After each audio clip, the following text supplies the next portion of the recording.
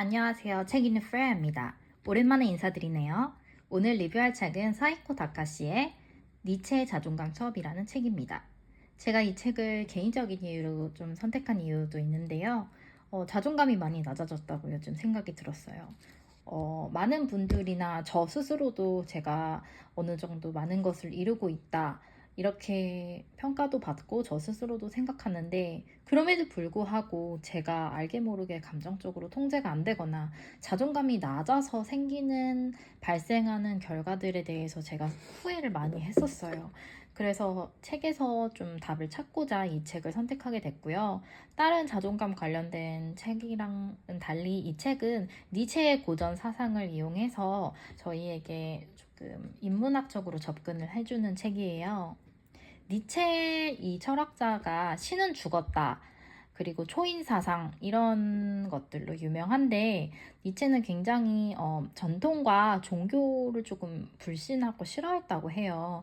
그것은 아마도 그의 철학이 이제 이루어지면서 그가 철학을 만드는 이유가 지금까지 뭐 있었던 전통이라든지 종교보다 스스로 인간 자체의 의미를 발견하고 긍정하고 또 성숙해야 된다. 이렇게 종교나 다른 것에 의지하기보다 인간 스스로 일어서는 것에 집중해야 된다고 생각했기 때문인데요. 이 책은 차라스투스라는 이렇게 말했다. 이 책은 무려 150년 전에 니체가 쓴 책입니다. 이 차라스투스타는 이렇게 말했다. 이 책에서 어떻게 자존감에 대해서 다루고 있는지 간단히 얘기를 나눠볼게요. 과감히 신을 버리고 스스로 사랑하는 자유를 니체는 중요하게 생각했는데요. 고독이 쌓이고 혼란이 왔어요. 인간이 과감히 신을 버림으로 통해서. 하지만 니체는 그게 다가 아니고 혼자만의 시간으로도 충분히 고고히 즐기면서 자신을 계속 성장시키는 것에 집중을 하였는데요. 1장에서는 자기 자신을 사랑하고 존중하라 라고 나오며 자기 자신을 존중하고 자존감을 높이는 기술에 대해서 얘기해줘요. 여러 가지 예문이라든지 많이 나오는데요. 결론은 이거예요. 자기 자신을 높이고 사랑하는 방법은 자기 자신을 끊임없이 칭찬하는 것입니다. 굉장히 간단하죠. 그리고 니체가 니체 전집에 쓴 내용에서는 일부러라도 자신을 믿기입니다. 두 가지, 자기 자신을 칭찬하라, 자기 자신을 일부러라도 믿어라. 저는 얼마 전부터 칭찬 노트를 쓰기 시작했어요. 조금 부끄럽지만 남을 칭찬하는 것이 아니라 저에 대해서 스스로를 칭찬하는 것입니다.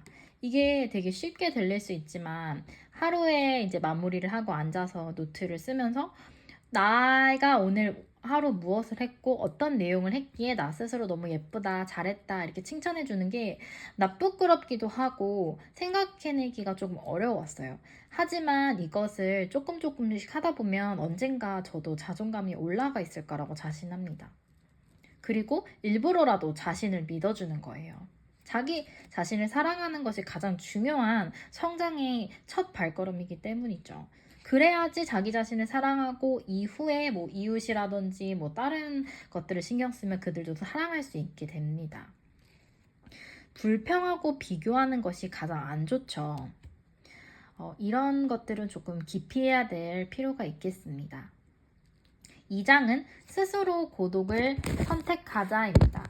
니체는 고독은 나쁜 것이 아니고 비록 아주 사나운 바람같이 거세고 그럴지언정 스스로를 단련하는 좋은 방법이라고 생각합니다. 고독을 선택하고 일부러 찾고 즐김으로써 한 단계 성장을 하는 것이죠.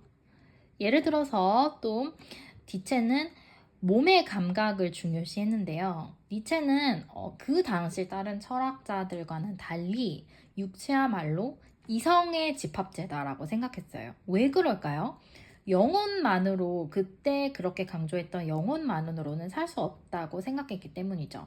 우리는 이목구비라든지 스스로 느끼는 것 이런 것들을 사용해서 세상을 파악하잖아요. 경험이 가장 중요하다고 생각했기 때문에 니체가 말하는 게 그거예요. 감각으로 세상을 파악하는 것이죠. 이 감각에는 우리 이제 느끼는 욕망, 자의식, 현재를 삶으로써 많은 것들을 느끼고 하는 것들이 포함이 돼요. 니체는 감각으로서 세상을 파악하고 비로소 성장하고 그래야지 끊임없는 고통 속에서도 결국 행복을 찾는 3장에서 나오는 초인이 되는 법을 중요시합니다. 이 초인이 뭐죠? 모든 것을 초월한다? 이런 뜻도 되지만 항상 현재에 살아 있으면서 고통, 인생은 고통의 연속이기 때문에 어차피 그것을 뭐 맞닥뜨려봤자 계속 무한한 고통이 올 거고 또 무한한 행복이 올 거고 이렇기 때문에 현재에 최선을 다하고 현재를 긍정하고 잘 살아보자라는 아주 긍정적인 철학자였어요. 3장에서 낙타와 사자, 어린이를 통해서 정신 발달과 관련된 비유를 하는 게 저는 흥미로웠는데요. 낙타는 우리가 고통과 괴로움을 겪으면서 어쩔 수 없이 이런 안 좋다고 볼 수 있는 것들을 겪음으로써 배움, 성장을 하는 것입니다. 결국에 낙타라는 시기 없이는 그 다음 단계로 성장을 못하겠죠. 그 다음에야 이제 삶의 주인이 된 사자로 업그레이드가 됩니다. 사자가 어떻죠? 초원, 사막 등등에서 원하는 대로 당당하게 본인이 이렇게 주인인 마냥 이렇게 당당하게 다니고 살잖아요. 그 다음에 이제 어린이가 오히려 되는 건데요. 이 어린이들을 니체가 말한 이유는 궁극적으로 어린이들은 어떻죠? 굉장히 순진무구하고 초긍정적으로 세상을 바라보죠. 우리가 만약에 뭐 이런 그림 그리기라는 체험을 하러 갔어요. 어른이 되어서. 바빠 죽겠는데 이런 그림을 어떻게 그리냐, 어떻게 뭐 창의력을 찾냐, 시간이 있고 에너지가 있냐, 이렇게 불평불만을 하는 어른들이 솔직히 많잖아요. 하지만 어린이들은 모든 순간들이 처음이기 때문에 굉장히 순진하고 새로운 시각으로 이렇게 긍정을 하면서 살아가는 거잖아요. 초인이 되는 것은 그렇게 거룩한, 니체의 표현이야 하면 거룩한 긍정을 이제 받아들이는 것입니다. 니체는 이러한 모습을 가진 초인을 목표하는 것 자체에 의미를 두는 것이 중요하다고 생각합니다. 4장은 높은 곳을 지향하라입니다. 여러 고통과 고민을 겪은 사람만이 높은 곳을 바라볼 수 있는 자질도 갖춰지고 눈도 생기고 의미도 경험도 생기기 때문이죠. 그래야지 높은 곳을 추구할 자격이 주어집니다. 그리고 또한 니체는 인생에 항상 감사하라고 얘기를 했어요. 니체가 신을 죽었다라는 말로 되게 유명했는데 생각보다 되게 긍정적이고 밝은 철학자인 것 같아서 좀 젊은 나이에 요절을 안타깝게 하셨다고 들었는데 이 책들을 4장까지 읽으면서 굉장히 저도 모르게 긍정을 해야 되고 오히려 현재에 정말 집중하고 살아야 되고 저의 시간과 에너지를 더 중요시하는 것 같아서 저도 모르게 자존감이 올라간 것 같습니다. 마지막으로는 5장에서는 지금 이 순간을 살자 라는 말이 드디어 나옵니다. 왜냐하면 아까 잠깐 말씀드린 것처럼 니체가 생각하는 삶은 모든 것이 반복되는 삶이에요. 예를 들어서 고통도 계속 반복되다가 끝나다가 다시 돌아오고 행복도 계속 끝나다가 다시 돌아오고 이런 식으로 계속 모든 것이 반복된다고 생각했습니다. 그러니 니체는 차라리 모든 것을 긍정하자라고 아주 초긍정적으로 단언을 합니다. 무의미하게 반복되는 영원이므로 적극적으로 맞서고 누구보다 적극적으로 그리고 삶을 적극적으로 받아들여라 라고 니체는 자라투스트는 이렇게 말했다라는 책 및 그의 전집에서 이렇게 굉장히 긍정적이고 되게 적극적인 인간의 자세를 보여줬어요.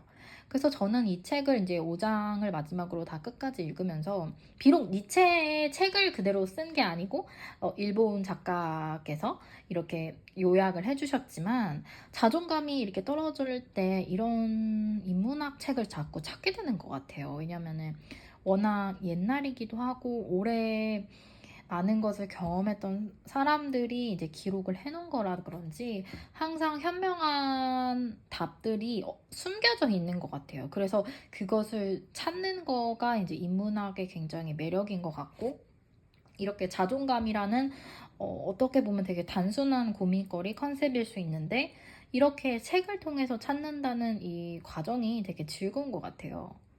그래서 저도 이제 자존감이 많이 떨어져 있었는데 현재에 최선을 다하고 불평과 고민을 하는 시간과 에너지를 차라리 현재를 맞닥뜨리고 더 열심히 살고 아주 작은 거, 큰 거라고 할지언정 현재를 열심히 살아가는 것, 그리고 긍정하는 것이 중요하다고 판단을 했습니다. 여러분, 오랜만에 끝까지 들어주셔서 감사합니다. 좋은 밤 되세요.